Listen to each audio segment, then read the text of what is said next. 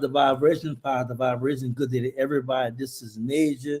Welcome to Major TV, conjunction with news, facts, and comments, as well as in conjunction with Concern versus Podcast.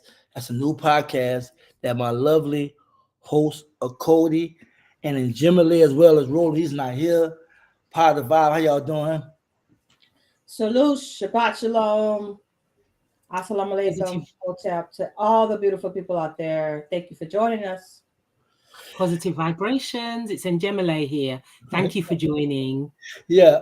So like I said earlier, we do have a new podcast on YouTube called Concern Versus. He's my lovely host, and Brother Roland was not able to be a part of it, but this is really a special presentation where we're doing a live. Please go check out please go check out News Facts and Comments on Black Media website, as well as go check out give me the website Cody of News Facts and Comments. That's newsfactsnc.net. And also again, Concern Versus Podcast on YouTube.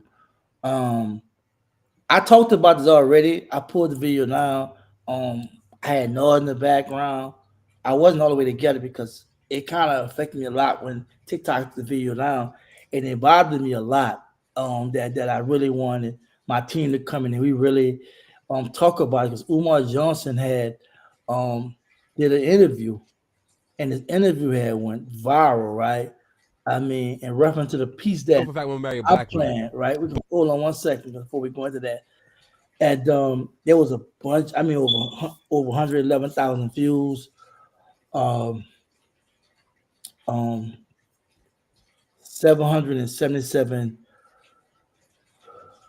comments, 1,631 hundred favorites. It was shared, etc. And before we go any further, please like and share this live. Please like and share this live. It's also broadcast on Major TV, News, Facts, and Comments. And once we play this video, I want y'all to chime in on it. I know we talked about it behind the scenes, but I really what the, and once we play this, there's a delay video. I want y'all to chime in on it. I know we talked about it behind the scenes, but I really that's a delay. That's a delay. You hear that? I want y'all to chime in on it. I know we talked about it behind the scenes. Cody, y'all hear that? You hear that? I hear it. Let me read. Yes, I hear it too. So if you have this playing in the background, you have to turn it off. You have to turn YouTube off in the background. I don't have YouTube on. If you have I don't have YouTube. This is a delay. Playing in the background, you have to turn it off. This is delay. YouTube off in the background. I don't have YouTube on.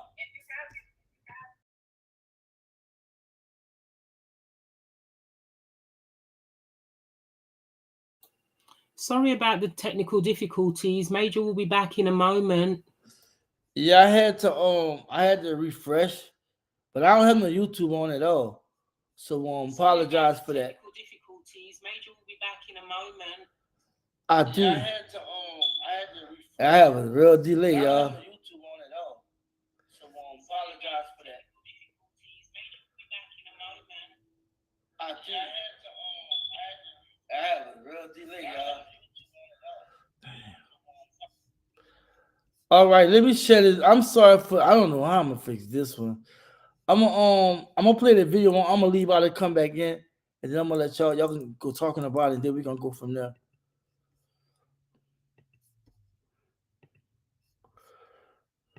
But some white women are fucking fine. They got naturally some of them have those hips.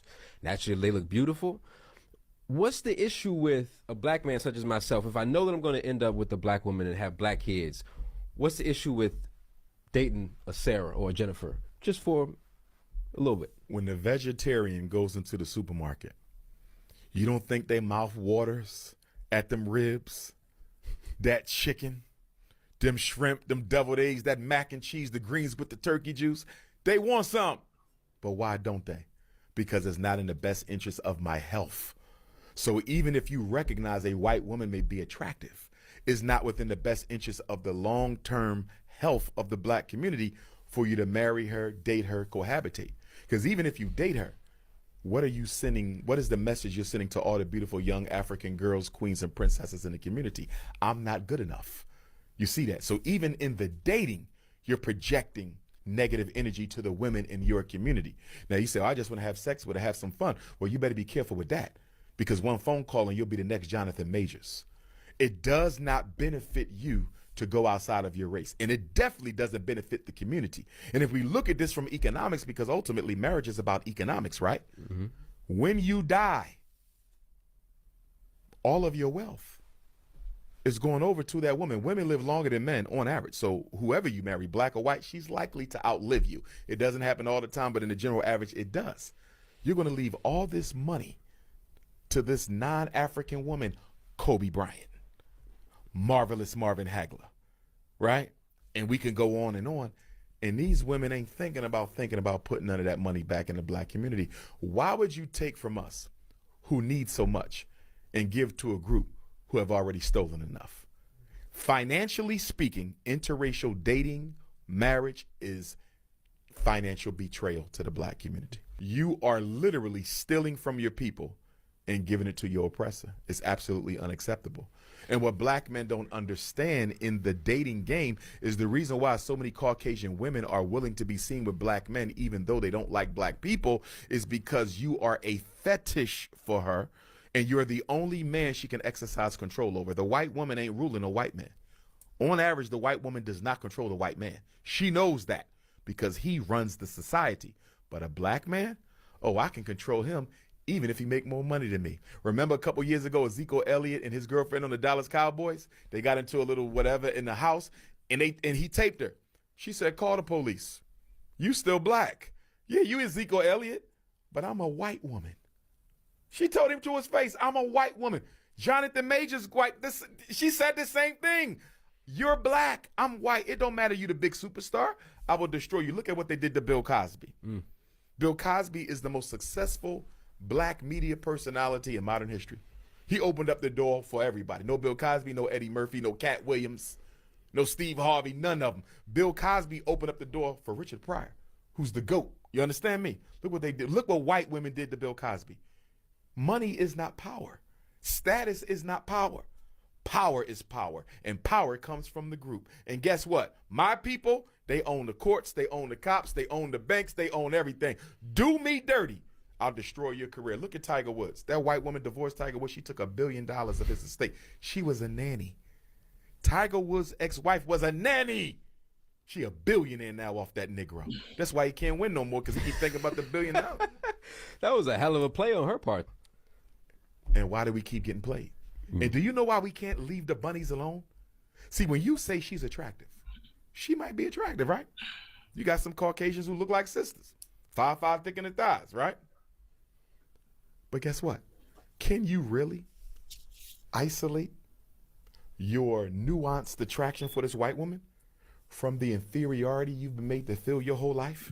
Can you really separate your nuanced attraction for this white woman from the fact that you have this yearning to be equal, and you see in her, and you see in a relationship with her, the possibility of maybe the white man looking at me a little bit more different?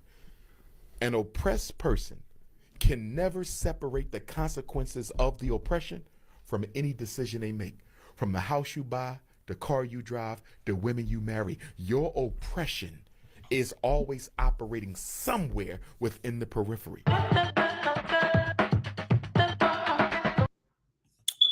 He said some things, and I took notice of some stuff, right? And today we talking about the viral discussion on interracial relationships, and I have my lovely hosts and Jimmy and Cody, and I from just the view of it, listening to it, what you all got from it. In short, from the perspective of Dr. Umar Johnson, you need to stay within your race. It's beneficial for us mentally, and economically, to stay within your own ethnicity. I don't want to say race. I'll say within your own ethnicity. So within your own ethnic group, stick together.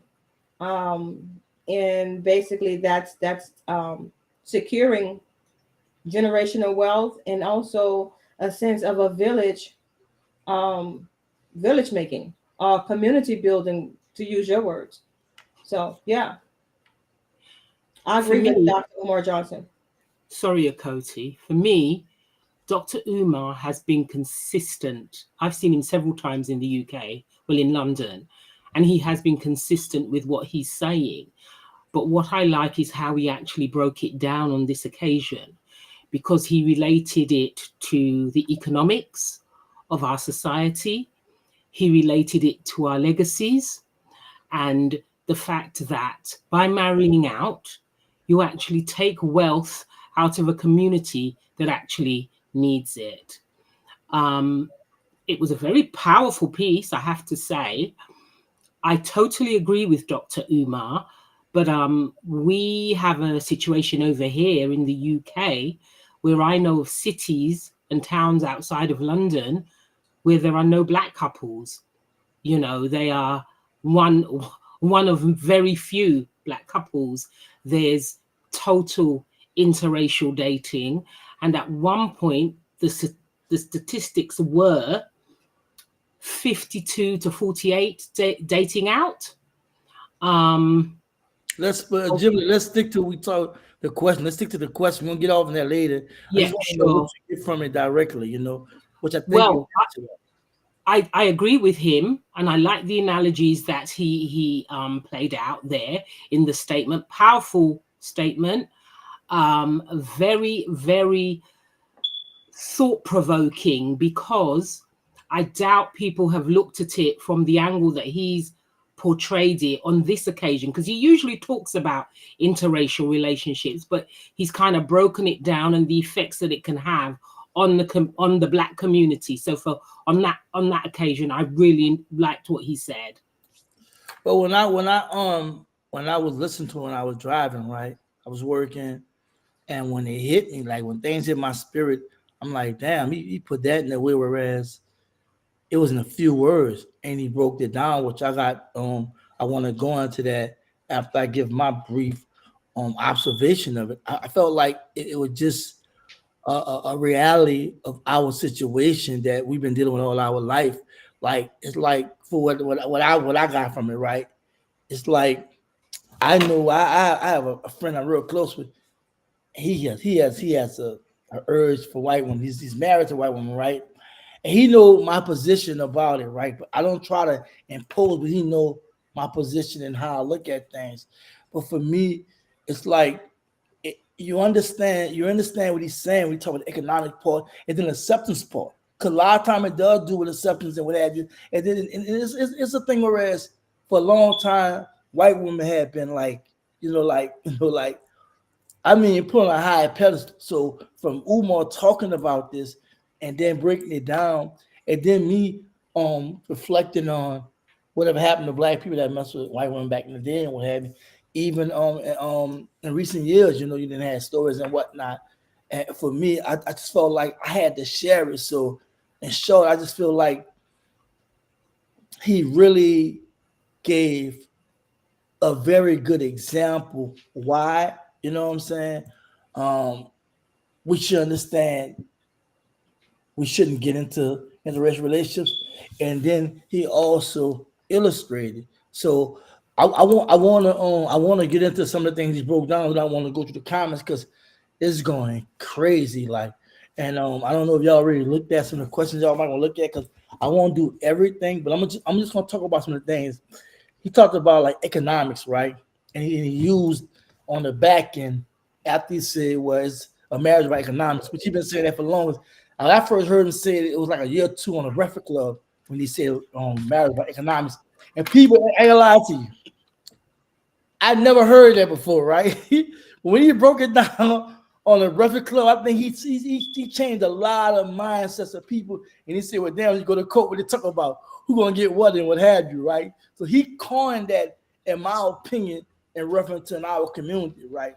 When he talk about economical betrayal, let's go off into that and whatnot when he meant economical betrayal. For me, what he means by economic betrayal is that a lot of these wealthy black men marry out, and he referenced Kobe. You can even bring in Tina Turner because her money has also gone out to someone who's not black. So again, on both sides, men and women, because I'm going to be fair here, if they marry out, their legacy and everything they've built goes out with them. One of the people I was actually thinking about when I was thinking about interracial relationships was the example of, what is the name of that actress who starred in Fame? What was her name? Debbie Does Allen. anyone know? No, not Debbie Allen. She was in the film. She was actually in the film, not in the TV series. But her mother and her father was black. Her mother was white. When her father passed, the mother left the black community where she was living and she went to the white community. But the father was a wealthy man. So she took that wealth out of the community and went back to her own community, as they do. For me, economics is key, because we can see how other groups use economics. And if we're consistently, our wealth is being taken out of the community cannot grow. Accorded. Yeah, you're absolutely right. So, as Emor eloquently put it, you know, things that may look good to you may not always be so good for you. So, we have to understand the way that the system was set up from the beginning to exclude us from being a unit, right?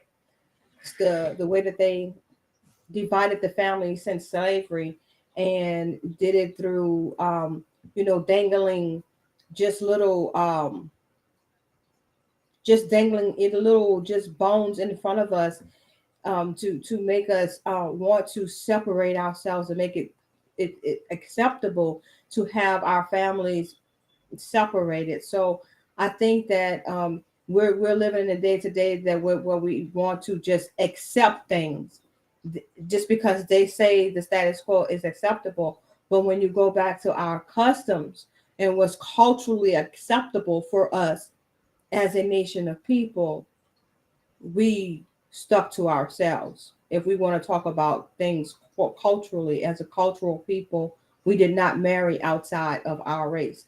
And to do so, from my understanding, when you speak to the elders, to do so, to marry outside your race was considered taboo, and you was almost like basically banned from the family in some areas, right? So we have to be very, very careful how we begin to label these things into interracial relationships, because when you look at the statistics, and I know you said you want to talk on that later, but when you look at the statistics, who are the ones that are mostly being integrated as far as forming these relationships, interracial relationships? What racial makeup are these people when we're talking about interracial marriage? That would be the question that we would have to ask, because that's on so many different levels based on the statistics that I found. Just question. It's not just, in other words, it's not just a black and white thing. Black people getting with white folks, or it's not just black and white. It's all No, it isn't. ethnicities that are intermarrying. So it's interracial, intermarrying kind of phenomena that's going on. But I don't want nobody to misinterpret what Umar Johnson was saying, because we are a human race, right? But somewhere down the line, there was some racism going on, some things that was being said, documented, written on different practices. Like I said, custom wise, I agree with you, custom wise, right? Custom wise, but it was like it was different in ancient compared to now. You know what I'm saying? Entirely different. In ancient, it was more of or it was more of customary, customary wise, customary wise to marry within your community, culture, what have you. But then this day and age is real more racist, motivated. Let me share something right quick. Um, all right. Uh, all right. This is the anti-miscegenation laws of the United States. Miscegenation means the relationship, interracial marriage or relationship between different ethnic groups. And they said that United States and many U.S. states historically had anti-miscegenation laws which prohibit interracial marriage, and in some states, interracial sexual relations. Some of these laws predated the establishment of the United States, and some dated to later 17th century, early 18th century, or a century or more after complete racialization of slavery. The United States never enacted miscegenation laws, and 25 states had repealed their laws in 1967. Now, it just happened in 1967 when they repealed them. And that year, United States Supreme Court ruled in Loving versus Virginia that such laws are unconstitutional, 14th Amendment to the United States Constitution. Now, there is a lot of things said, right? And I don't want to read everything, but I just want to share this with you. And I want to share something else on a more of a global aspect. You know what I'm saying? Um, is this the same thing? They're talking about in South Africa. We already covered United States, you know what I'm saying? But we're talking about South Africa. Early prohibition of interracial marriage date back to rule of Dutch East India Company, while High Commissioner Van Reed prohibited marriage between European settlers, um, Hill slang, I don't sell slang, a blooded slave woman that is a pure Asian of African origin. 1865, you got Australia, you have East Asia, you got China, laws and policies which discourage miscegenation, issue various dynasties, including in 836 AD, decreeing forbidding Chinese people to have relations with other people such as Iranians, Arabs, Indians, Malayas, Sumatrans, and so on. You got India, North Korea, Europe. You got infamous Nazi in Germany. You got the Jews, Romania, and black people, etc. So I was just lured that Italy, pre-Islamic, Iberia, and what have you. So, and the reason why I'm sharing this because when talking about all of this, when we're talking about all of this, I really want to understand that, like Cody was talking about, heritage wise, customary wise, yes. But then when it got to the point whereas, because it's like you said, it's not just a black and white thing. It's almost, and I say universal, almost universal. But what I seen Umar Johnson do was bring things in context, right? And when he went to breaking it down in layers, he showed you the reason why you shouldn't do it. And how the and we're gonna get off to that, right? And I'm gonna just because we gotta get to the questions and stuff like that. I want to cover. I'm gonna talk about things he talked about, like we talked about the negative impact, right? It has on our young queens and princesses when they see a melanated brother with a white woman. He talked about the fetish part. White women have a fetish for black men, and they can control black men versus white men. And he talked about because whenever they have an issue, they call the police. Like he said in executive case, executive Elliot case, she was like, "You black, I'm white." He talked about that, and he also talked about on Jonathan Majors, said the white lady said the same thing. And then he said, "How can you?" And this is the most critical thing he said, I think. Your nuance attraction for this white woman, right? How can you separate that from the internal, external oppression you deal with, and that you have been treated inferior all your life? How you can separate that? And I want y'all just can go in and just say how y'all want to say about it. But those are the key points that he was talking about. You know how it make our queen, the princess, feel um, the fetish to control over black men. They can just say they white and you black, and they say you say like you said, in average they don't control the society the white man do, as well as separate oppression with the nuance attraction for white women and what have you. How how how can they do that? So I think them some valid points. Y'all can really let loose on it if y'all want to. So I'm going to speak from a personal standpoint since I am a black woman. So, excuse me. Hold on one second.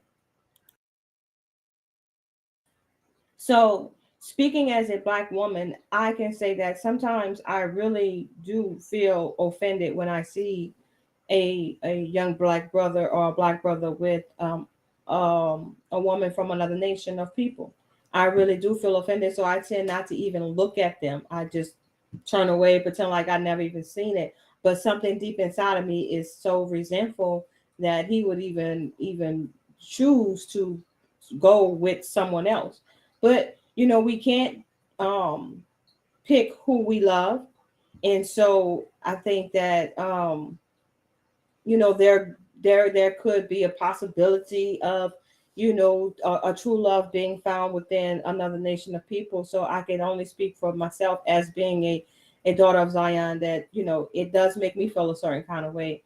And as far as women or white women choosing to attach themselves to brothers, then that's part of the human nature too, that you're normally attracted to those who are naturally in power and have natural strength.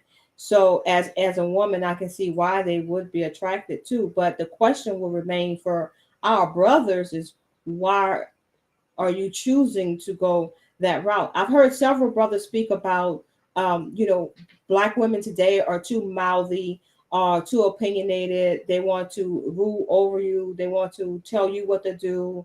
They want to wear the pants. It's a number of different, I guess you could say, cliches that they attach to black women, and that could be a reason why that there's so many white women with black brothers today. It's not so much that white women are seeking brothers out, but maybe the brothers are seeking the white women out too. And it could be some type of status status achievement within the black brothers themselves, saying, hey, I've achieved something that was sort of like the forbidden fruit, so another notch on my belt, an accomplishment, part of say that I was able to knock down, take out this white woman. Because you heard the young journalist, the young brother who was questioning Umar, what he said was not that I want to marry a white woman. He just said he want to get with her and date her. He didn't say I want to marry her. He said date her, and that was a distinction that he made. So you want to lay and play and just play around just to say you knocked it down, but at the end of the day, you can't get yourself caught up like the brother Jonathan Majors and whatsoever. So it's a very, very slippery slope as to how you're going to point the finger if it's coming from both sides. And so for me, it's just it's an alarming statistic that a lot of black brothers are deciding to date outside the nation. And so that's to each his own. But like I say, I wouldn't, just for the sake of maintaining that generational wealth, which Umar spoke to, and also just maintaining the race or the ethnicity of a black nation itself per se. That's my take on it. And now you're the mic.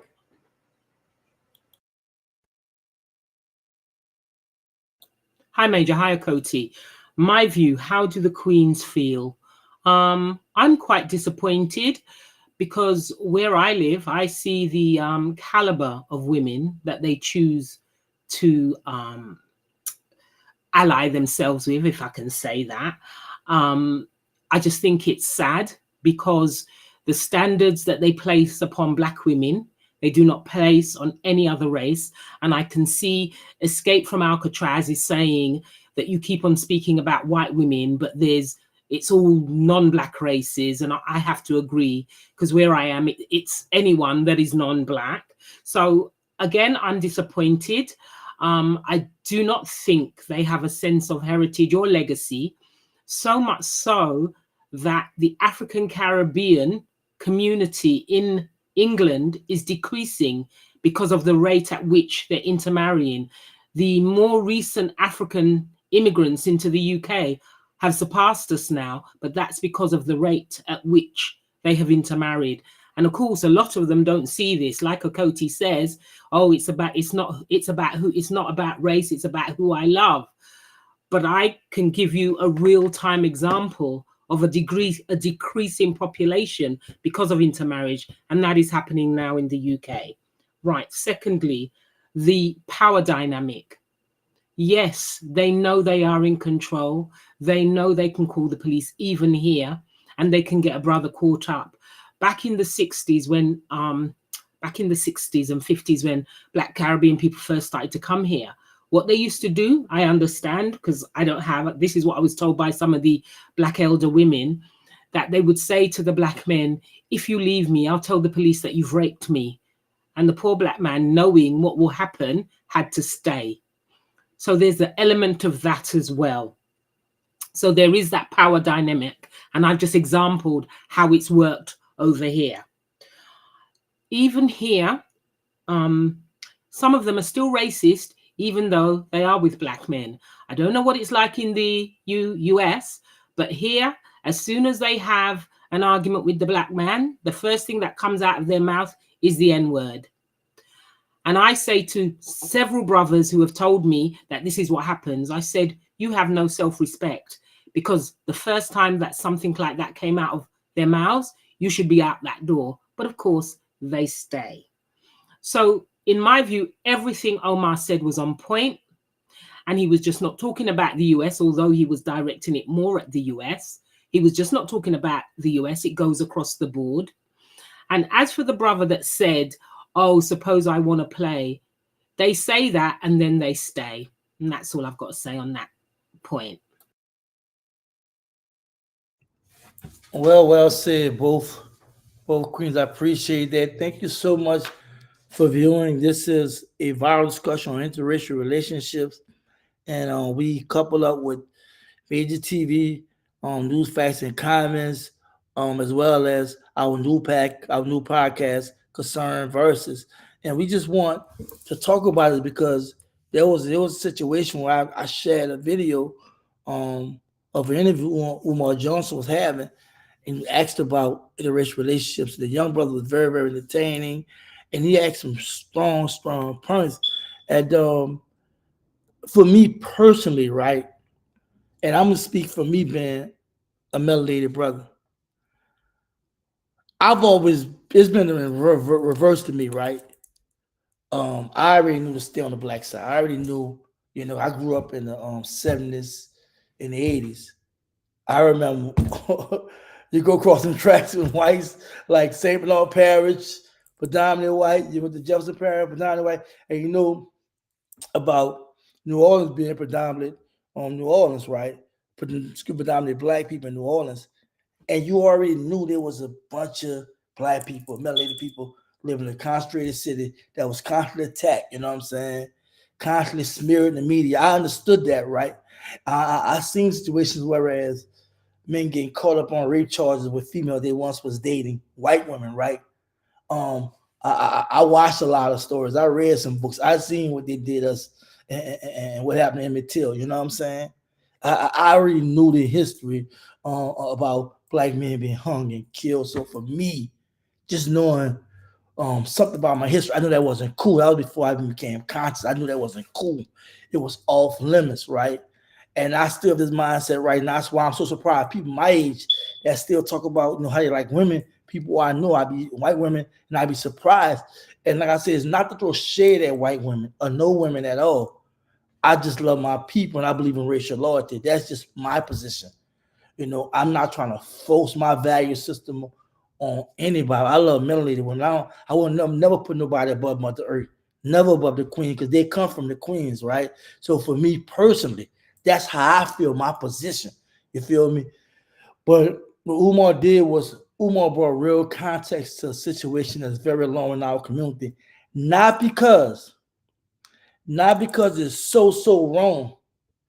It's because of social, political, economical, um, global situation and racial situation that's out there. Customary wise, I understand that, but this is real deeper than a lot of this is very rooted in racism, right? So I want to go through the comments, right? I got crazy comments, but I'm gonna go through the comments. No, I won't go. I'm gonna go through the comments last. I'm gonna share another video, right, of my TikTok, and this is very interesting, and you're gonna hear from.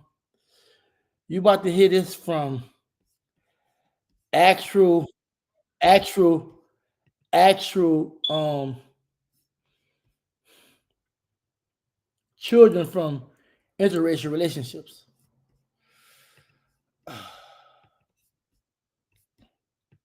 Mixed baby needs to hear this, but it's okay if you drop your white mom. It is. There are so many white mothers who sit here and they have mixed babies and then they literally destroy us. My mom, ever since I was little, has been calling black women disgusting and loud and dirty and arrogant and ghetto, and for some reason she fails to realize that I am the same woman that she is talking about. She fails to realize that there's no difference between us. The only difference is the slightly lighter complexion. That's it.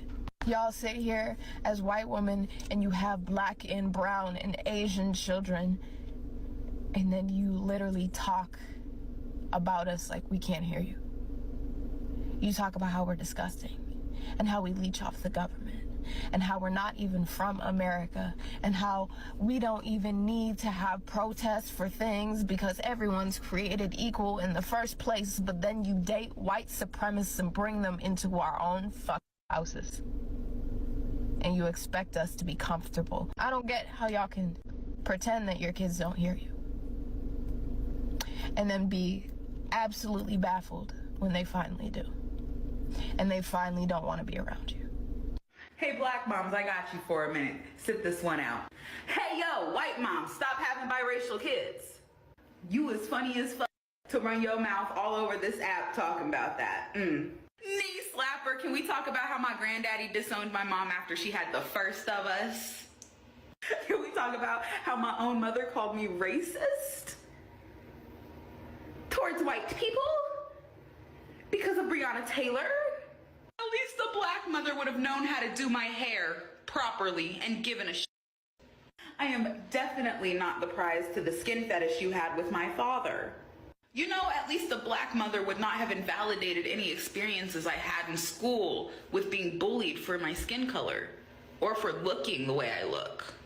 Feel like my black mama would have come up and beat a fourth grader's ass when they called me the N-word. Stop worrying about black moms. They are not failing with the biracial kids as much as you are, okay? So I grew up with a white mom who did not care. Like, she'll let me run around, like, looking musty, dirty, did not help me with my hair, did not do none of that, did not discipline me, nothing like that. She let my white side of the family put relaxers in my hair, straighten my hair whenever they wanted to make it look better. Told me that I could not go to the high school that I worked so hard to get into because the black girls there would be jealous of me and want to fight me all the time. She'll say things like, oh, it's so ghetto there now because of those people. Oh, those black people make that restaurant so ghetto. Da, da, da. Like, seriously? She also makes very passive aggressive, like, racist stereotype comments about black people. And honestly, it just, like, it hurts my heart because it's like, how could you have raised 8 black children and then have a biracial child and you proceed to still have these notions on black people and you proceed to talk like this and act like this? It's crazy to me. And 9 times out of 10, it's always those white moms who are like, oh, I'm not racist. It's not me. I'm not one of those white people. I have black children. That are the racist ones. Us biracial kids with the white moms are the most problematic No, but can we talk about how us biracial folks, that's me, with white moms, can be the most problematic because a lot of times our white mothers will expect us to take on identities that reflect their own because the sacrifice of motherhood is so severe that they kind of want their biracial black presenting children to reflect their white experience. And I think a lot of folks like me frankly are just unwilling to challenge their mothers and say like, I love you, but you are wrong. I love you, but my experience is different. And I love you, but I refuse to carry beliefs that are going to be violent towards other members of the Black community because I love my Blackness too much to hold those beliefs, right? And that will cause like a rift with some family members and has for me, but I would never take it back because I don't want to be one of those people who holds us back. So I also have a white mom, and whether or not you other half-breeds want to digest it and understand it and take accountability for it is the fact that having a white mom is different than having a black mom, socially and psychologically. When people say that mixed kids with black moms are different than mixed kids with white moms, they're talking about the fact that mixed kids with black moms typically tend to not grow up to be coons and colorists. And where do coon and colorist ideologies derive from? These ideologies didn't just come from nowhere. Who's teaching these kids these things? I'm so tired of saying it, but there are more racist white moms than y'all want to believe. That right there was directly from biracial kids that come from, I want to believe, a black father, of course, and their mom being white, and the kids actually called this out. Now, is it like that in all interracial relationship between black men and women? I'm black men and white women. I don't know. But the reason why I shared that, because it's basically self-explanatory, and it's basically something that Umar Johnson spoke about too, because it was I was giving snippets of interview I was screen recording and then sharing it on social media, TikTok. But for me, it was very alarming. It was very disappointing to watch the trauma firsthand in real time at the time they was talking about it. How they really call their white moms out for the mistreatment and the racism and stuff like that. And it got a nice little buzz on TikTok after I had already dropped the Umar Johnson interview, snippets of it in reference to talking to interracial relationship. But tell me what y'all think about that. Well, it just goes to prove that racism is not over with in this system of white supremacy. Like even though we claim that we have come a mighty long way because statistics have shown that a lot of interracial marriages has increased over the years. The fact still remains, just as those young ladies expressed, the fact still remains that white women raising mixed children is causing a great deal of harm to those seeds of the black men, right? And that's just to be blunt and honest about the situation.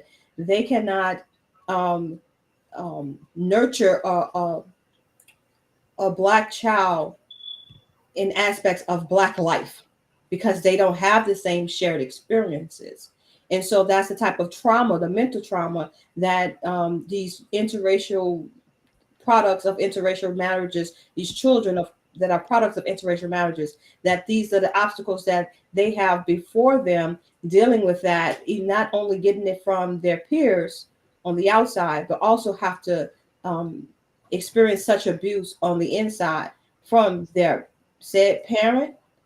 And that is very, very troubling because at such a very young age, that should be the last thing that should be on your mind, having to decipher if your mom is being prejudiced against you.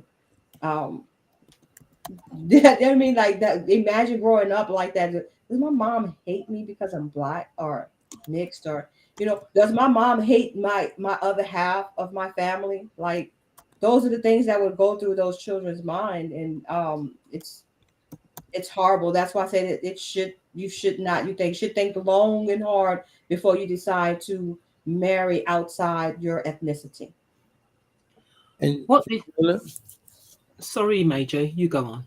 no, I was calling you to speak. Right. What this says to me is that even though they're in black relationships, they're still racist. They are still racist. And the fact some of the comments made to the children shows their racism. The fact that they co-signed the racial taunting or ignored it externally. So for me, that is just one reason why it is, shall I say, unwise to marry out, because they're not going to see racism because they've never ever lived it, and they can't understand it. As you say, Akoti, they can't understand it. For them, it doesn't exist. What is it? One of them said, my mum said, there's no racism. We're all equal in this country. Well, you've never lived in a black person's shoes. You have never ever lived in a black person's shoes. So something like that should not even come out of your mouth first. But it shows the fact that you do not recognize the reality of the system within which you live, that tells you ostensibly we are all equal, but actually it is not. And the thing is, like when most black men talk about not wanting to get with a black woman because they're so mouthy and they'll mouth off, but nothing I think hurts a black man more than when that white woman, when Mad Day comes, calls that black man the N-word. I think that is more devastating than anything a black woman could ever say to a black man, especially when he's poured into this woman and allowed her to bring seed into this world, have children with this woman, and for her to turn around and call her her child or her husband the N-word. I think that stings much more than anything a black woman could say to that man. But it goes to show the fact that they have an inherent inferiority complex, which allows such an insult, and they remain within such a household, because the majority of them remain. Because she say, "Oh, I'm sorry, baby, I didn't mean it," and the next argument she says it again. But then the But that's fact, their go back. That's their fallback. That's their yeah, fallback in times like I say when Mad Day comes. That's their fallback because they are well, they lack in a lot of areas. You understand what I'm saying? So they are considered inferior in a lot of areas. So that's they fall back to say, oh well, you're you're a nigga. You know what I'm saying? Okay, yeah. so if that's the worst you can say, then that's why they move on. I believe that that's why they move on, because of the simple fact that that's the worst thing you could say. And there's several of us out here. Yeah, And but I guess you figure if it's not him, then it's probably going to be the next one anyway. So we'll stay for the sake of the children, or for the sake of, like I said, having that status that I have one of them, and I'm willing to degrade myself or allow my children to be degraded just for the sake of maintaining that status and being in looked at as being accepted, like Umar alluded to, being accepted by the white race, because hey, now I got this white woman on my arm. So yeah, I can be accepted just like this white man who's running this whole society. If that's what you're banking on, black man, as being your proof of your stamp of approval, then you're sadly mistaken, and probably need to rethink yourself in this hour. I mean, it is a status thing, I say, and I've heard some black men. I don't know about the US, but I've heard some black men here saying, "Oh, I want a daughter or a son with good hair, so that is why they marry out." To me, it just smacks of pure self-hatred of what God gave you, self-hatred of your mother. And another excuse they use here in the UK is, "Oh, I don't want to date anyone who looks like my mother and my sister." Absolute excuse. Absolute excuse. You want to date out, then date out. Another thing that irritates me with this is, I don't know if you've noticed, Akoti, is that when they do date out, they then get to the airwaves and start to denigrate black women. As you said, we're too mouthy, we're too masculine, we're not feminine enough. Oh, we're all single mothers. And another thing, I have to say this as well. They will say, oh, I will never date a black single mother, but they will date single mothers from any other race. And I've seen it happen here. I don't know about the US, but I've seen it happen here.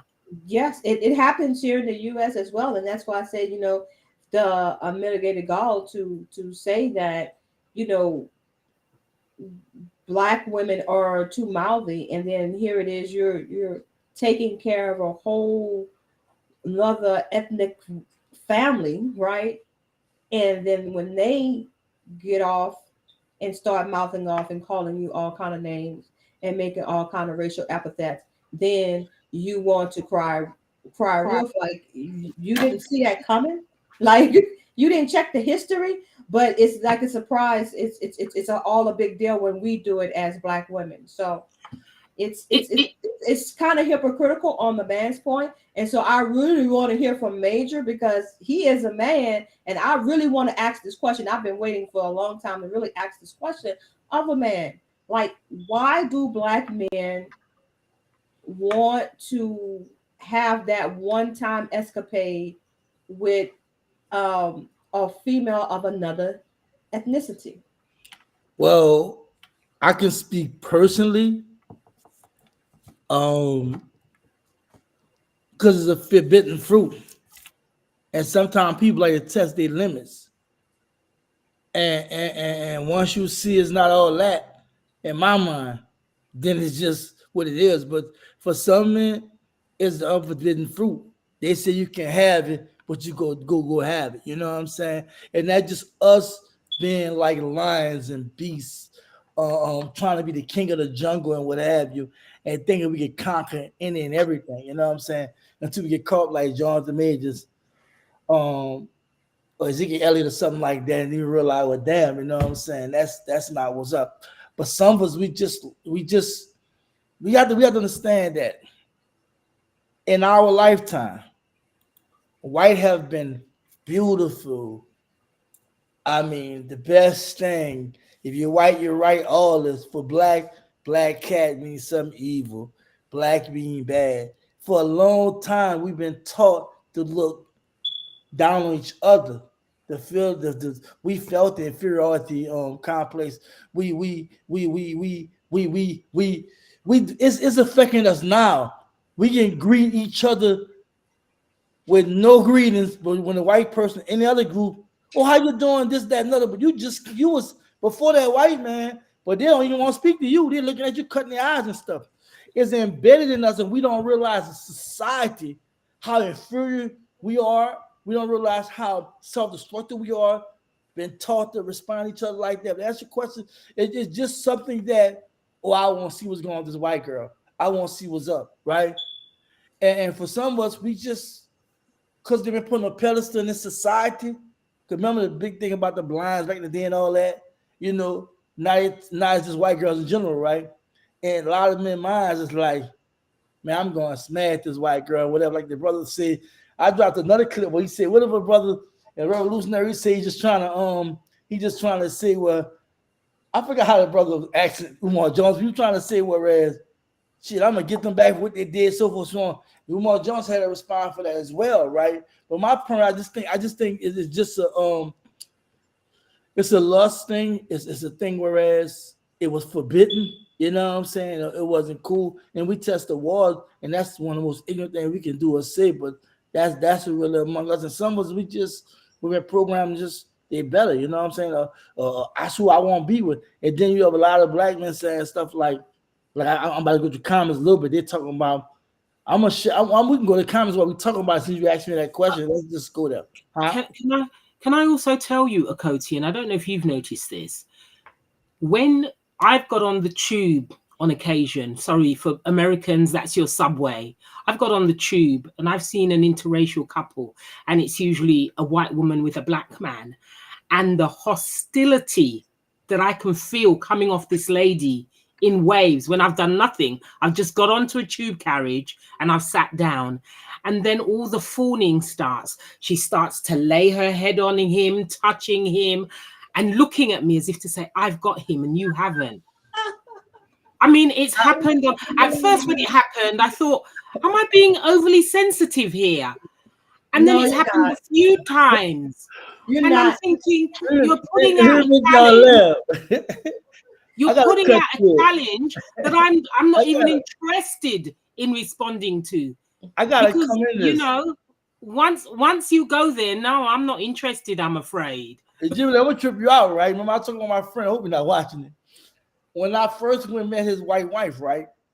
When me and Shadi were leaving the door,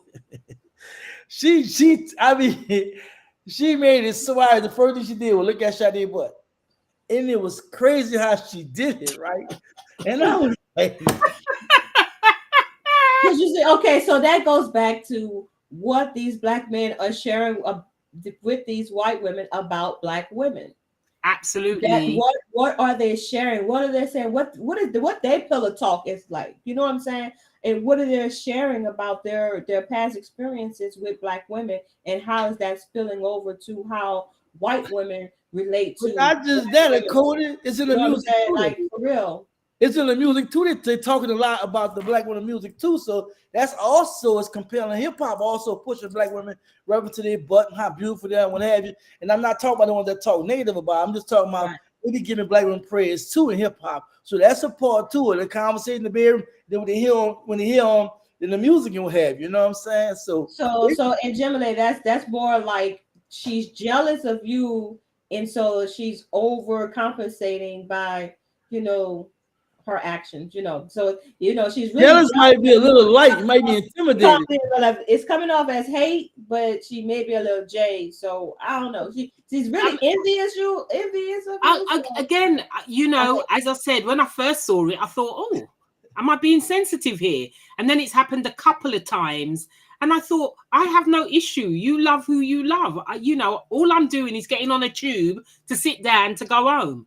No, I'm getting this lady in my face, you know, just fawning over the man.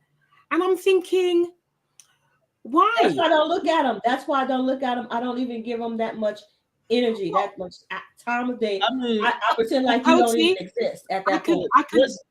I can guarantee, haven't looked, haven't reacted, just got on a tube, sat down, and then I was presented with all this fawning and, you know, as if to say, well, I've got him. So yeah, well. Let's understand. They are intimidated. They are intimidated by black women, just like white men are intimidated by black men. That's just something that they're embedded with, and they know that y'all Mother Earth, you know, and there is a reason why not just black men, every man wants y'all, and I'm gonna just be 100 about that, whether you want to believe it or not. That's a reality, you know what I'm saying? So they could never take away from y'all, you know what I'm saying? As much as they try. If you walk, I mean, in that light, you know what I'm saying? You represent yourself as a queen, Mother Earth. There's nothing they can say or do, you know, in my humblest opinion. But let's go to comments now of the video I dropped. All right, TB Tiger 65 say, now this kind of along the line of some things y'all was saying. Think about this: when black women reject black men, it starts there. Never mind conclusion who did and what. I can only say is go back to the beginning, and you're the answer. Wow, he blaming on black women. What y'all say about that? Well, he's a fool, basically. So what? So one black woman rejects you. So that means all black women will reject you. That's absolutely ridiculous. And again, it's justification for his choices. He's just justifying his preferences. Wow. No comment. No comment. I mean, like, I really have no comment for that one. This for you, Jim later. Josh said that Umar probably has no idea about what some sisters are doing to brothers in Europe. What's going on with that? Load of rubbish. Well, I can't speak for Europe. I can speak for the UK. It's just a preference. And they use this excuse and they say all They call black women out of their name all day, every day to justify their preferences. And again, all this is justification. And also, I believe it's the type of women they go for. They're not, I found that they're looking for surface rather than depth. So you never ever judge a book by its cover, but they appear to do so on a regular. And And the then they difference of complain. black men, you do have a lot of sisters out there that's on some other stuff that have raised the bar. It's different now. It's more about what you got, what kind of money it's not even how you look no more. It's like the black woman that, like really expects so much out the black man. And I think there's a gender war going on. And I will be talking about that real soon. And there's some black women have raised the bar. They made it extremely hard. I can't say whether they right or wrong, but in some cases I feel like they're wrong because it's just a lot. But Major, again, it depends on the type of black women that you go for. And as I said, when you go for surface rather than depth, you are going to get shallow black women. But these women all over though. They're all over. It's no particular women. It's black women all over in different groups. You can be hood. You can be like you a lawyer. They still be on some other stuff. But again, I go back to it's what you're looking for. And if you're going to go for shallow women who think that you have to have a certain kind of status or have so much money. For instance, I had a discussion with my friend and I said, if I go out with a guy on the first date, I'm not expecting him to pay for me. I'll go Dutch until I realize whether or not I get on with this person, because I don't want anybody to be. I don't want to be. You one of the few that would say something like Coda or something like that too, probably. But ain't many women feel that way. They want you to spend, and I'm not saying there's something wrong with somebody spending on first date. I'm just saying that's a rare to our community. Just like the hip hop coming from the men that's been toxic, since the women been kind of like doing anything hip hop, they're pushing a lot of narratives too. A lot of young people and women running with it. Not just young, they're just running with a certain mindset towards black men and what have you. And though the black men have really disrespected the black woman and dropped the ball big time with the black woman, it's not making it better, because now it's a vengeful thing with black women. Like, I'm going to get at you for what you haven't done or what you should be doing and what have you. Now, was it right and wrong thing? I don't know. I'm just saying, it's out there in the atmosphere like that. I mean, so the main thing that's missing, you go on. Yeah, the main thing that's missing in that whole dynamic is marriage. Like, we want to play house, we want to play around, and fill our loins and fill our desires. But then, at the end of the day, we're not talking about long-term commitment and what it means to build a family.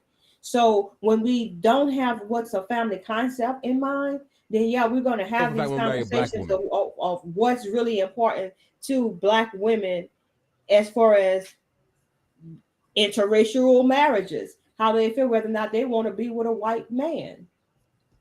So the absence of that conversation of black marriage is what's missing in this whole dynamic. Why can't we stay together in these relationships? Why aren't men proposing in these traditional ways? Why can't we feel comfortable with a man asking a sister out on a date and he actually pays for the date that he asked for? What's wrong with that? But that's not the problem. But that's not the real problem. It's like men are taking women out on dates. Men are proposing. But a lot of time when people are massing themselves out here, men and women. When you meet them, they put on a good show until you get with them, right? And you're not gonna marry nobody if you feel it's not gonna work. You're gonna, and sometimes it takes longer for some people. But right now, on average, how long a marriage lasts right now on average? About a year or two. People get divorced like this. They get divorced like this. All I can say is, and a lot of people cheat in their marriages too. So all I can say is my experience is, when it comes to black marriages, for some reason we wait for years to get married. But I've noticed that when black men, and I'm going to talk about black men, and I'm not knocking them, I'm just pointing out an observation, that when they get with any other race, They do not keep them for any length of time. They'll marry them in 6 months. My cousin married one in 10 months. And guess why he married her? Because she was in a club and she watched him all night. Well, in 10 months. An English lady. But what I'm saying to you is, Akoti, I agree that marriage is not on the plate, but I also agree that on a first date, I am not, yes, if someone asks me for a date, but my expectation is I'm going to pay for half of that date because we might not get on. I don't want to be abandoned at the restaurant and have to wash dishes because I've seen some of the stuff that goes on. Wait, hold up. I didn't say don't bring no money, sister. Oh, okay. I said what about our expectations? Okay. Our expectations. See, we done lost this thing about we don't court anymore. No, we don't. And courting usually leads to this thing called marriage. Mm-hmm. That was my whole point of mentioning why can't a black man ask a black woman out on a date and that black woman expect that when the bill comes while they're out on a date, whether they go ice skating or will they go have a 5-course meal, she's expecting you to pay for it because you asked her out, and she's expecting you to get her home safely. And she may expect for you to do other things, but then that would be her choice. But that goes along with courting.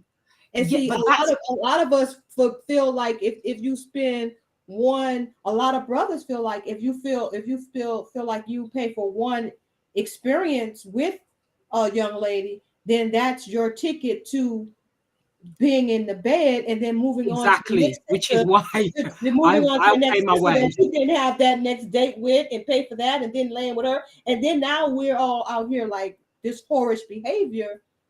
And there's no marriage, there's no commitment. And that's why Umar Johnson says that you should not even dabbling with these other nations because that distracts from takes away from nation building with the sisters. Let's not get carried away. I don't want to get stuck on this, Jim Lane. I see what you got to say. We don't get stuck on this. Okay, we can move on. It's a whole other conversation, a good conversation. I agree with most of what Cody is saying. Dr. Umar is Creole boy. Dr. Umar is wrong on this matter. We should all be able to marry where we find peace and love. Love is love, and let love prevail. What y'all say about that? Well, it all depends on where you're looking for love. Like, you know what I mean? Like, if you're looking for love where there are those ethnicities, if that's where it is. I mean, but you could meet somebody on your job, and if you really, fall in love with this person because you're not out there actively seeking someone of your ethnicity over here, then it's a possibility you could fall in love with someone of another ethnic group on your job or at the grocery store. It all depends on where you're looking for it. And are you seeking it? Are you saying, black woman, I want me a black man? Are you saying, black man, I want me a black woman? Let me say this. And I need to direct. Let me say this. Umar is just only speaking on the behalf of melanated people because of what we have been through in this racist society, right? And racism all around the world, because he's speaking for melanated people everywhere. And people have to understand that. And like you just say the code, that's true. You love who you love, you marry who you want to marry, but that don't mean that someone can't speak opposing about it, considering the situation like Umar did. All right, Jim. I agree. Yes, you can love who you love and you can marry who you marry. But again, I think we have to look at the wider consequences. And I told you just a moment ago about the consequences for the African Caribbean community in the UK. It's decreasing. Well, I mean, that's the whole part of our historical makeup is the whitewashing of the race. I mean, when you look at the state of Africa, the continent of Africa right now, the northern part of Africa is basically whitewashed. I mean, historically that has been a group, nations of ethnicity, is a group of people who were melanated. Now they're all I don't know what the new what are they now calling it? Vanilla or what are they calling it? Olive color? I don't know the heck, but I know it's a Ivory mixture Coast, of. Ivory Coast, Ivory Coast. No, I'm saying the color that they use to describe those Iranians and Palestinians. They say Oh, that olive and color. swarthy. Right. Yeah. So you know what I'm saying. So now it's a whitewashing of a whole ethnic group of people. Ariel Washington. Say what? Ariel Washington. Well, I mean, well, they were the original Arabs were black. That's the whole. But then we could go down the whole. That's Well, a I'm just whole saying, I other. get what I'm saying though, but That's a whole other story. But yeah, I'm saying, but you know, but they also, even Arabs are white and black with that too.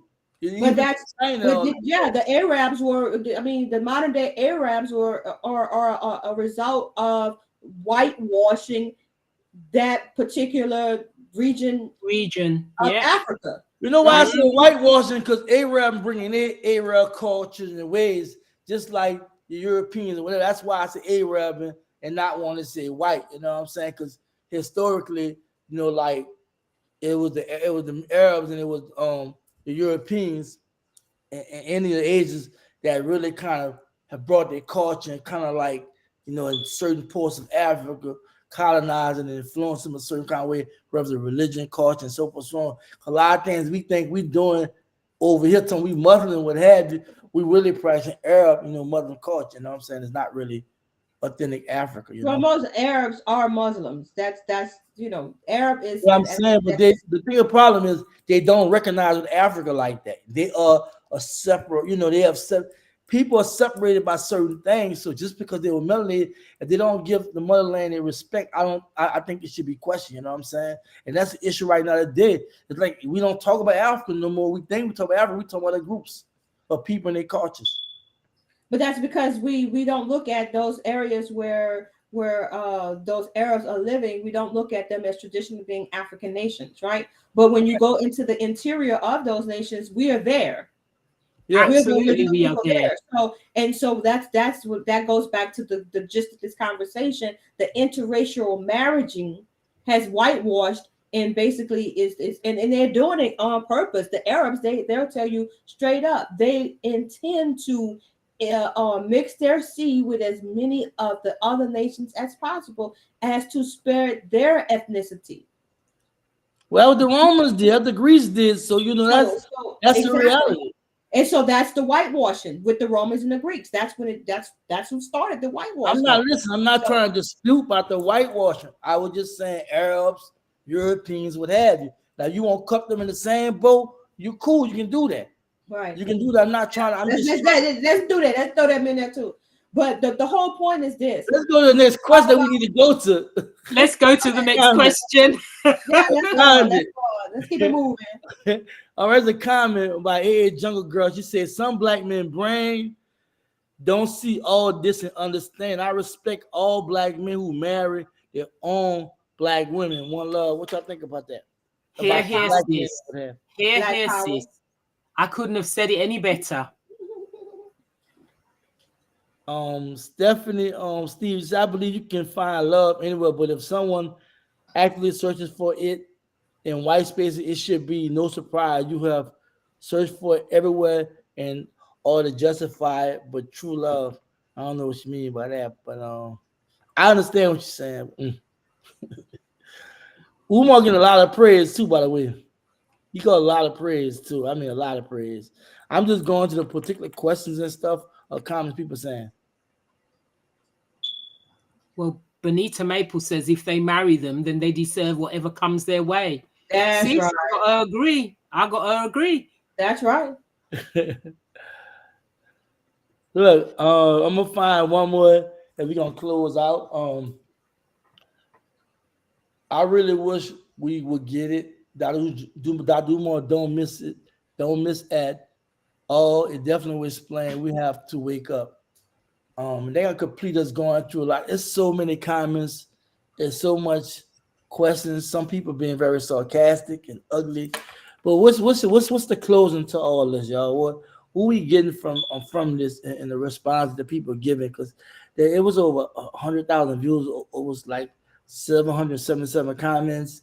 There was some trolling and what have you, but there was a lot of people that spoke up for Umar, supported what he said, love their people, believe that we should stick to our own. Your some was like you love, and others was like, you know what I'm saying, um, black women ain't, you know what I'm saying, what it is no more. It's about the white woman and et cetera, et cetera, et cetera. So what y'all want to say in closing? Koti, you can go. No, okay, so yeah. So in closing, I would say Dr. Umar Johnson was spot on. He didn't miss any words. And so when we Stop, time out, Cody. We got a special guest coming on, all and right, I'm sorry, I y'all. recognize that face. Come on I'm now. sorry about this, but me and I have some history. Some about a few years ago, it's a beautiful queen. Her story connects to what we talking about, and I had secretly texted her and called her while you all was talking in the middle of the show. And the reason why I bring her on is because she can speak about coming from a white mom, black dad, and how it was back in the day, and the Excellent. lovely Am I queen. in here? Girl, you in here? What's up, sister? How you Hey, doing? how y'all doing? Fabulous. How y'all Hi. doing? Hey, We're good. Cody. Yes. We having discussion on the viral discussion on interracial relations. And I dropped a clip on TikTok that got over 100,000 views, and it was mixed reactions. And then you had some mixed kids come on and talk about how racist their mind was and how they treated them and so forth. So on. I want you to tell people briefly now. Do your thing. Tell people briefly about what you told me back then. And I mean, just talk about it because you definitely come from that, and I like people to know about that. And what was your feelings like? I'm trying to find somewhere to sit so Okay. I can be comfortable. Um, well, if you don't know who I am, I'm Callie Grio, and I'm black with a black father and a white mother. And back in the 1950s, when I was born, my mother, my biological mother, um, was with my dad. She had gotten with him, got pregnant. They were not married because she basically caused my brother and my sister's mom to lose her marriage with my father. So my mother broke up the marriage and then had me, and then my father passed away. Actually, they said that they killed him on the operating table because he was getting his tonsils pulled because he was a vocalist. And they saw my mother pregnant with me, like I must have been she must have been 8 or 9 months. So long story short, she became a single mom, and the man that she wanted to get with was a white man, and he didn't want to raise a black child.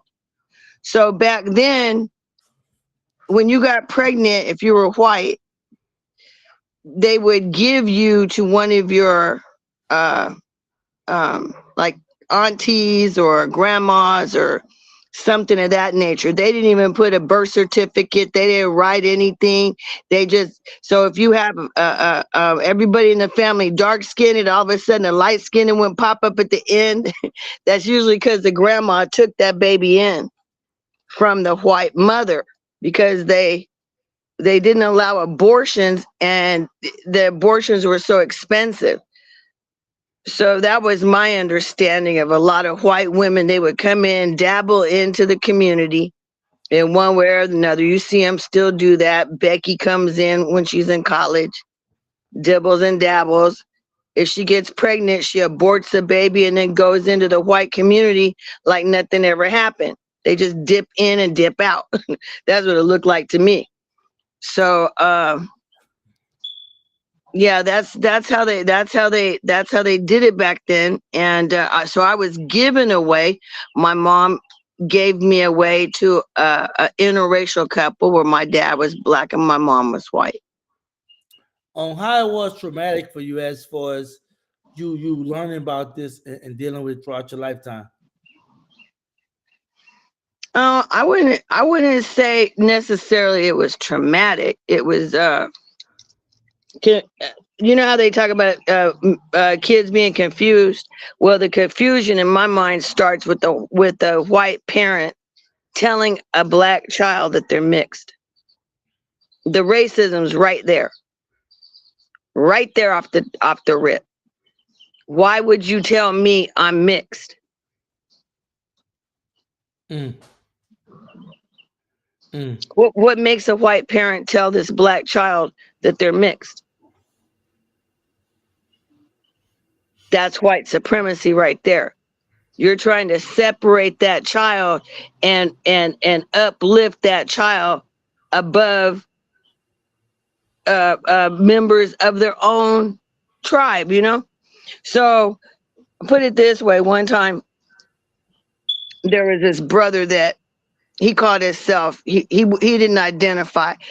I'm not black, I'm not white. He was kind of like Obama, raised by two white grandparents and a white mother because his father was incarcerated. So he kept saying he wouldn't identify as black. And everybody that looked at this man saw a black man. And so I helped him buy a car, hustling through the paperwork and doing a deal. And I said, so where are you going to go? He goes, I'm going to go show my grandparents the car. I said, well, do you have your sign? He goes, what sign? I said, that sign that says, don't shoot, my mama's white.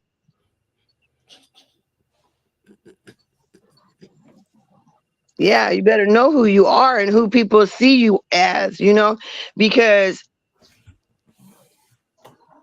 that whole identification starts with the parents. How do you identify? Well, luckily I had a what they call a black militant father. So that really wasn't an issue as far as my dad had, was from Louisiana. And so he had sisters that were like white, but on their driver's license, on everything, it said Negro. They didn't play that passing stuff. Some people did, some people didn't. If you're not familiar with these old movies, there's an old movie called Pinky. And it's about passing. There's also a documentary called Secret Daughter. And this was about a white woman that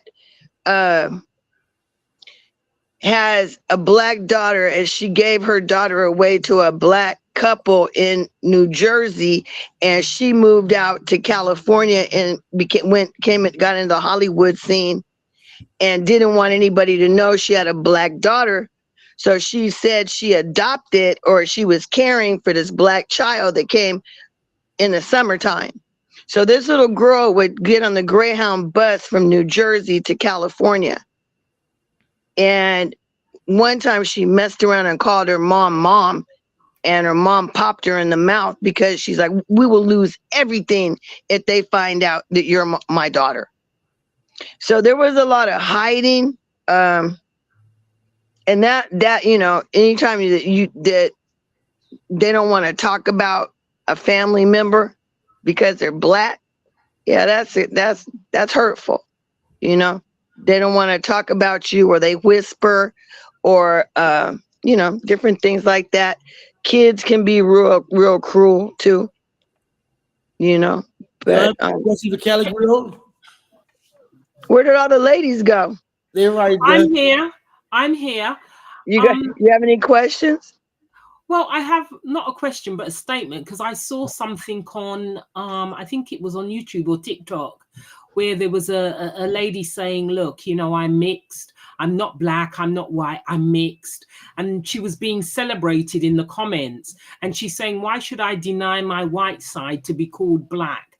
And I thought in my head, it's not you denying your white side. It's society denying that. But of course, there was a lot of comments is, oh, I'm so glad that you said that I am mixed, I'm not black. And I thought, maybe you need to wake up a bit and stop seeing. The whole point of that is power. Yeah. If in the United States, they've got it now. At one time, the population, the census was black, white, and non-white, which meant Native Indians. Right. Prior to the 1980 anything prior to the 1980 census, that's what you would see. So if you're trying to get the population for the electoral college is based on your population in each state. So now you have me saying I'm mixed. So now the black base is splintered. They do that here in the UK. They do it to splinter us. They do it, and it's done deliberately. It's part of that Willie Lynch crap. It's still colorism. It's still part of Willie Lynch. They just remake it, even if it's done in the algorithms. You know, they redefine it. They're very they have no skill, no talent in creating things, in my opinion. So what they'll do is they will keep the same blueprint, like from Nebuchadnezzar in the book of Daniel. Change your name, change your food, change your philosophy, change your language. And they're still doing that. So in the UK, we have African Caribbean, African, black mixed, black other. Those are all the definitions of black. And if you total them, it's just all black, but they do have those divisions within black. So they have done it here. If you look at it now, they're including the Arabs, the Egyptians, any North African as white here, any Mexican. So all this so-called immigration, the Mexicans are considered white. So whenever you look at, like, anytime there's a disaster, I will look at the racial demographic. And once I started doing that, you could see how they will include Latinos into the white. So it'll be like 40-some% white. And then they'll say non, I forget how they said, non-Latin, or they got some little phrase. So that eventually they add the numbers together, so they got more white people. Yeah. Because they're not reproducing. So they say white here, and then they have white other, white Eastern European, white. So they have several subdivisions of white. So they don't just have white, they have white, and they have subdivisions because they have white other. I think the USA could learn from its mother, don't you think? Well, I think, like I said, the whole purpose is to create division, because, like I said, if I call myself mixed, I've divided myself from my own people. But some mixed people are celebrating the fact that they are mixed. As I said, I saw. You're not mixed. You want to keep how they say, fuck around and find out. They'll fuck around and find out who they are. Let them kill a white person and see what they are when they go to trial. Right. They could be light, bright, almost white, like my daughter. That's what I tell her. So I used to believe that black was so powerful that because of the one drop rule, you couldn't get rid of black. Oh, yes, you can. So my father married a white woman. I married a white man. Not now. We stayed. That was from high school. Okay. 8 years ago. Yeah. So then my daughter married a white man. So after 3 generations, I have a granddaughter I call Blondie, straight blonde hair. If you don't know her, and if you're not from the South, you don't realize she's black. And I tell my kids all the time, don't forget where you came from, because when there's another Hitler, that one drop will put you with us. Don't forget where you came from. Because when they drop those categories, They'll forget all about all them subcategories and they'll go back to black and back to white. The Latinos that are dark will be with the black people. You know, so they're all abstract conjugations anyway, you know what I mean? They're not real. So when we decide what we want to call ourselves, if we could ever decide, because I think it was a Cody talking about all the different names.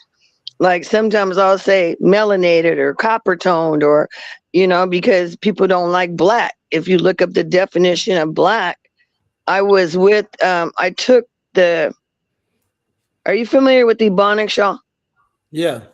Okay, well, Dr. Ernie Smith was a linguistic professor out of University of Irvine that taught Ebonics, and I took that class from him, directly from him. And so the whole reason it's called ebony and phonics is because of the negative connotation to black.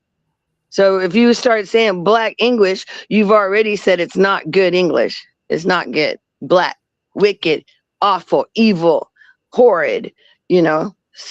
Then you look at white. What is it going to say? Angelic, pure, all that, you know. So you got to expect that to be done when they're always going to be keeping a psychological control. It's, you know, it's a psychological manifestation. They even use our own magic against us. They use our own religions. These religions that, you know, you get down to it, and if you look at Harry and Meghan,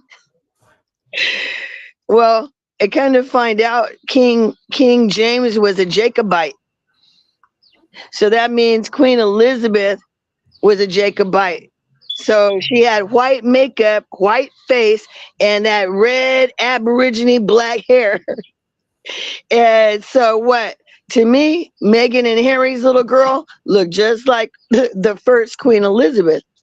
Fair skin, that bright red hair with black blood. Well, the Queen has black blood in her anyway. Oh, I know, hon. Oh, I know. Trust me, I know about their whole. Pardon? I just Queen wanted to Charlotte Sophia of Habsburg. She was actually mixed race. Well, it wasn't just Charlotte. It goes all the way back to Charles the First and Charles the Second.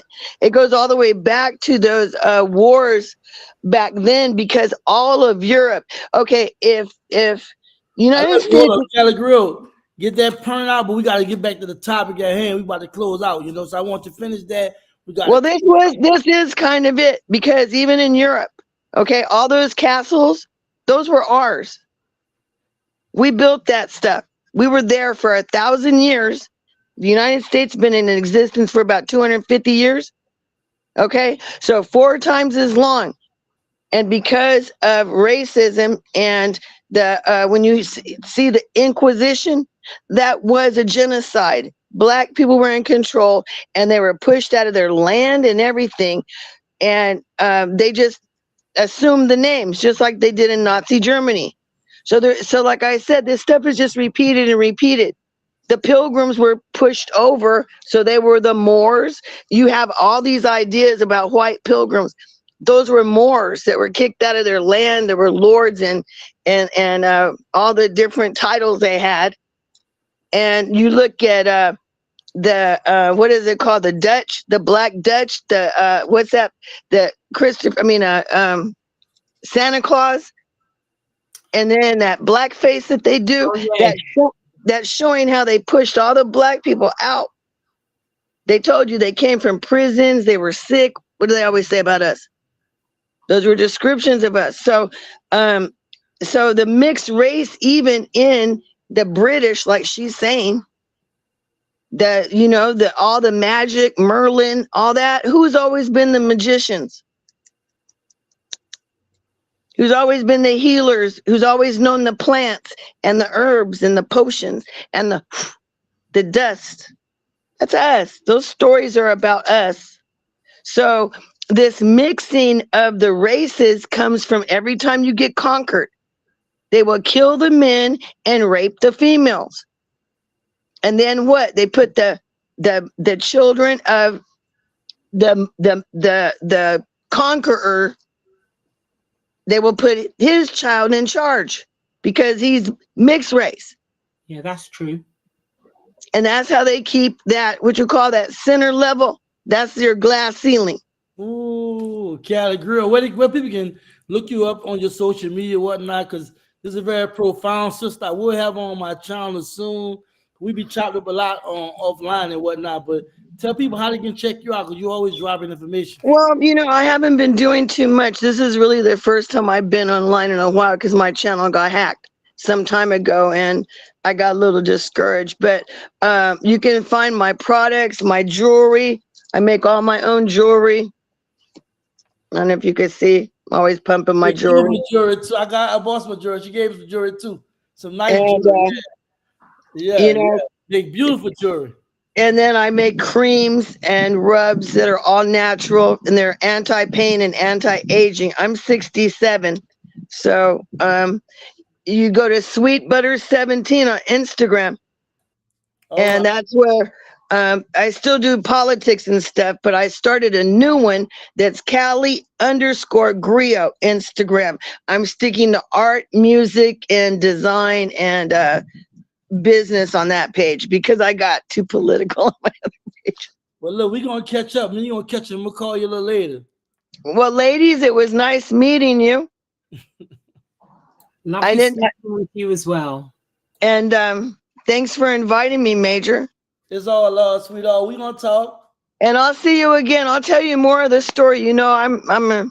All right, yeah, that's what I'm saying. I want a whole different segment. We can sit down and dissect and just let you just release. You can come on a podcast. This is our podcast we doing on Major TV, but we got a podcast we started on YouTube called Concern versus Podcasts, and generally according to myself and Roland. He's okay. Looks like my batteries are running out. So be blessed. Shalom, and I'll see you next time. Thanks again. Shalom, sister. Peace. Shalom. Yes, so I had to bring the sister on. I'm sorry for bringing the surprise, y'all. I had to bring her on because I know she could speak firsthand about it. And so with that being said, on the closing, what's y'all remarks about everything? I think we had a good build, good conversation. We got on certain levels. Sometimes we're a little left, we got back right though. Yeah, but that's what it's all about, understanding how we feeling in this time and things that affect us, man. Like thankfully I am married and been married twice, so I tend to have I guess a little bit of skin in the game when I can say I speak from a perspective of how that makes me feel, being secure and knowing that I can feel safe in my relationship without having to feel like I'm less than at any point in time. And so the mental healing that needs to take place as a result of all of these different interracial marriages is wanting. Like people are not talking enough about the mental stresses that the seed or the product of interracial marriages has the detrimental mental state that has those children in. No one is addressing that, and I think that needs to be addressed. As far as the choices that our Black men are making, I think that Black women should very much let their voices be heard and let the Black men know that we are there for them and that we can be everything that they need. We need to reassure them of that, and perhaps maybe they will not find themselves in a situation as a Jonathan Major. We let's not continue to be hateful or and I'm speaking as a Black woman. Let's not continue to be hateful towards our Black men because they do choose another race. Let's just begin to assure them that we can be better as women and do our part in protecting our legacy. That's our children. That and not messing it up when we do have a Black man by running off at the mouth, as they like to say. So that's my final thing on that. So shouts out to you, Major, for sharing that video and getting involved and having this very useful conversation. A lot of people have to think about, that, especially if you're raising young men and if you're raising young women, how would you feel if they brought someone from another nation into the doorsteps and saying, I think I'm going to marry them? How would that make you feel to have grandchildren or relatives of another nation? You know what I mean? So that is something to consider. But I love you all with the love of Yahuwah as usual. Thanks for having me on this topic, Major. And Gemini, it was good to talk to you again, my sister. Your voice is always appreciated from that perspective, coming all the way from the UK. Thank Thank you so much, you. sister. Thank you. My last thoughts, Major, is that in any relationship, you have to compromise. Imagine what you have to compromise in that type of relationship.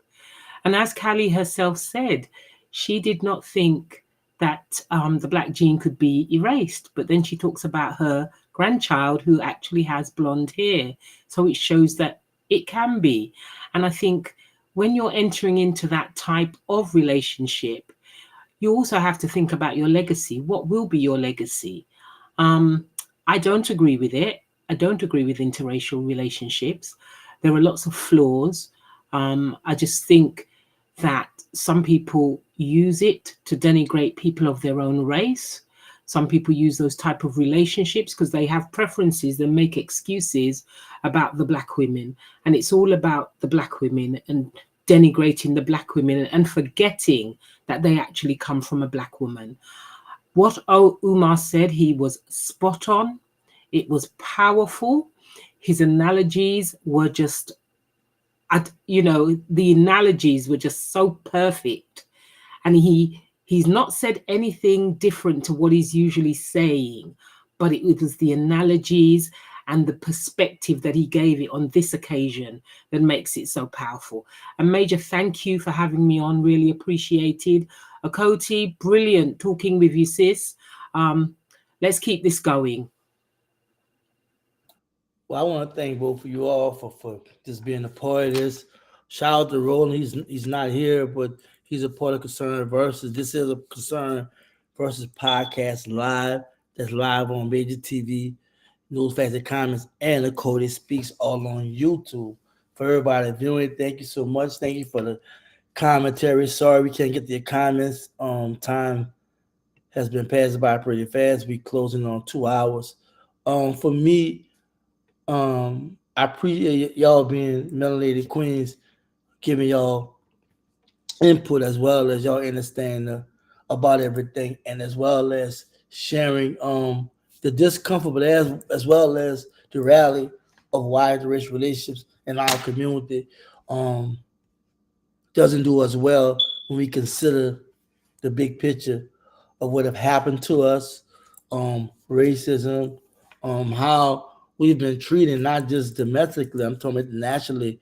And even in the motherland, it just show you that to be strong as a people, we have to invest in each other and investing in black family, invest in our community on respecting melanated women and melanated men and building strong foundations is a guarantee of success as far as a community. But as we see as a dividing community about this, or you have your younger generation look at things entirely different. I think it's based upon the fact that they not really caring, not knowing too much about history, and this just being a new age of young people that is just caught up in social media and all kind of stuff that can be very distracting, very misleading, as well as a place whereas they think is refuge to just say and do what they want, all the while they're being manipulated to represent something that's entirely against what we're about. And it's just about just look at our situation. Our situation as a community do not look good in reference to how we're treated, not just in the states, Ireland, UK, South America, the motherland, what have you, wherever your melanated people at. Just look at it. This colorism thing, black and white, and every ethnic group is an issue. Asia, Africa, North, South America, the islands, um, we have to understand this is a real situation. So for me personally, that's why I'm not supporting it. That's why it never was something I wanted to do, something I wanted to be involved with. I'm not in the business of trying to, like Cody said, we're not in the business of trying to put nobody down. We're not trying to, like, just say negative things about people that's doing it. We're just saying that's not us. And again, going back to Brother Umar, it was basically hitting the hammer on the nail and addressing the reason why he's against it, and he suggests that we understand the importance of our black queens, our black princesses, and the black family. And I don't think that I don't think there's nothing wrong with that. It's not saying that we hate white people, hate anybody. Even though I believe after all what have happened to us, we have reason to, what I'm saying, have some hate in us and what have you. Again, I want to thank Cali Grill for coming on the channel. I really, really appreciate this sister. She's very, very wise. And she's gonna be on the channel. She's gonna share some more wisdom with us, but she goes really deep. She do a lot of research. She sends me stuff almost every day. She said, let's talk about the effects of racism on black children with parents of another race. Cali Grill, you gotta catch the middle of this podcast where you actually showed biracial kids complain about their racist mom. So you might want to catch the middle part of it when we shared the video, what have you. But you may want to go to the beginning. We covered that. We really appreciate you coming on, sister.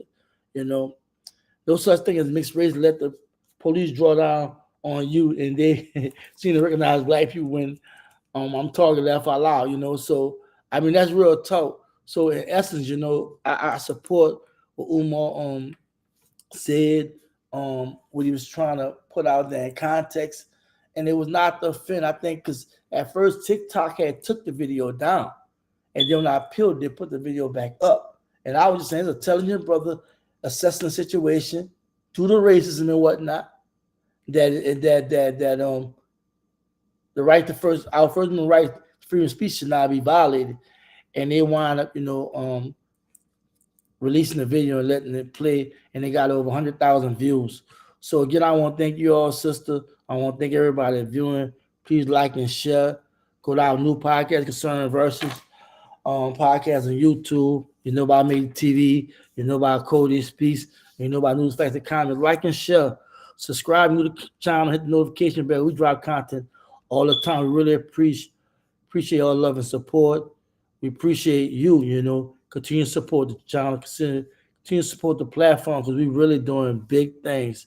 So y'all take care, stay focused, and just be you. Peace.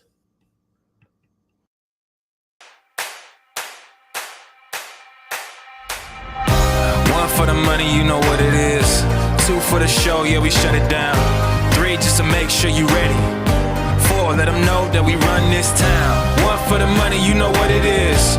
Two for the show, yeah, we shut it down. Three just to make sure you ready. Four, let them know that we run. Ladies and gentlemen, welcome. You are now tuned in to the greatest. The greatest of all time. The greatest of all time.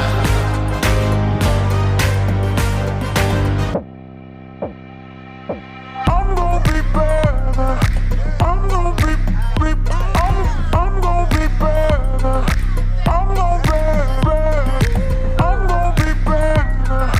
I'm gonna be I'm gonna be better. I'm gonna be better. One for the money, you know what it is. Two for the show, yeah, we shut it down. Three just to make sure you ready.